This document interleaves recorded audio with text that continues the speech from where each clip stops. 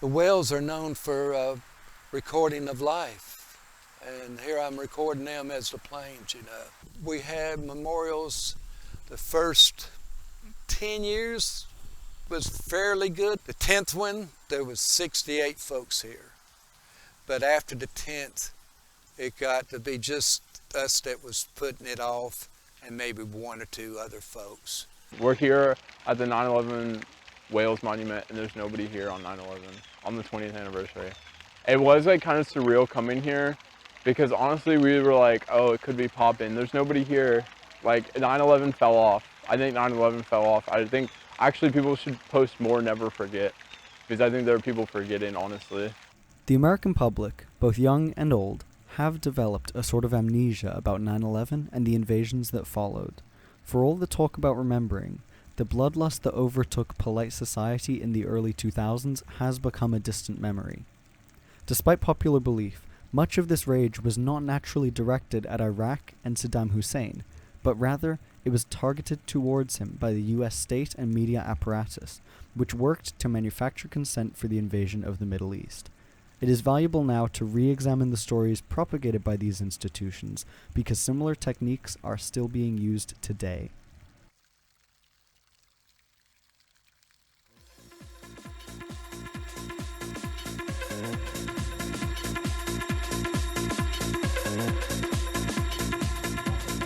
Pues estas imágenes que le vamos a mostrar son el World Trade Center de la ciudad de Nueva York. ¿no? Yeah.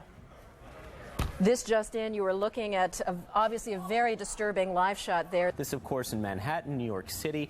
One report said, and we can't confirm any of this, that a plane may have hit the World Trade Center. As you can see, those are pictures of smoke pouring out of a gaping hole. Oh my goodness. We're looking at a live picture from Washington, and there is smoke pouring out of the Pentagon. It would appear that there has been another...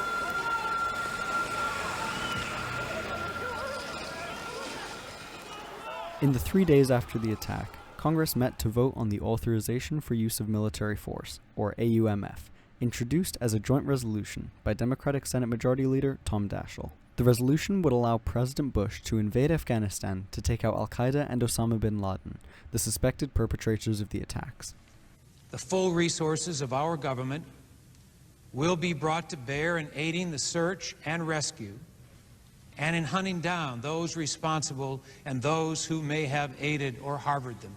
The resolution passed, with only one member in both the House and Senate voting no, Democratic Representative Barbara Lee. Yet I am convinced that military action will not prevent further acts of international terrorism against the United States. On September 18th, Bush would sign AUMF into law, and Lee's vote was drowned out by a chorus of public support for the 43rd president, with his approval rating reaching as high as 90%. Peace and freedom will prevail. The Taliban claims Osama bin Laden was unhurt in the raids, and the world waits for the next move.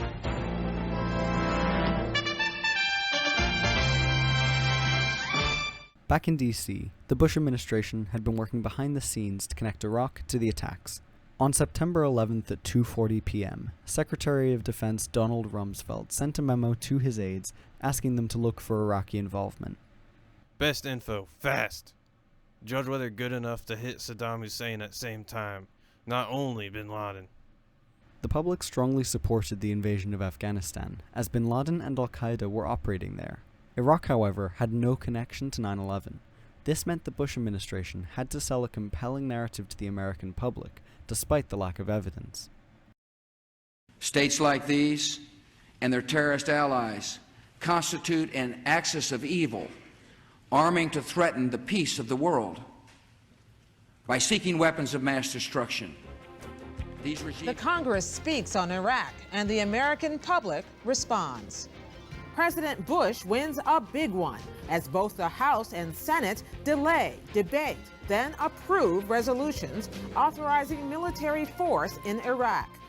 Throughout 2002, the media published stories speculating about weapons of mass destruction being built in Iraq, including chemical, biological, and nuclear weapons.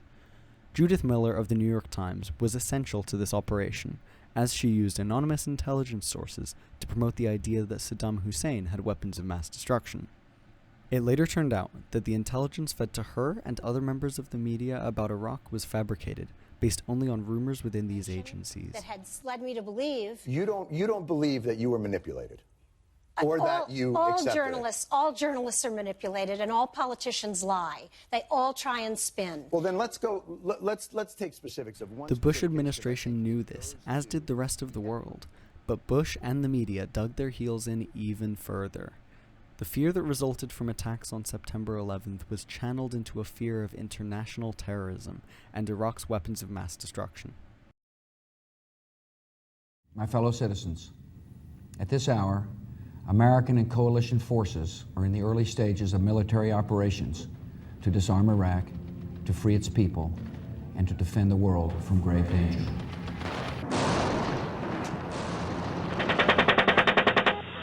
Roger. Oh yeah, look at those dead bastards. Come on, let us shoot. Come on. Oh yeah, look at that, right through the windshield.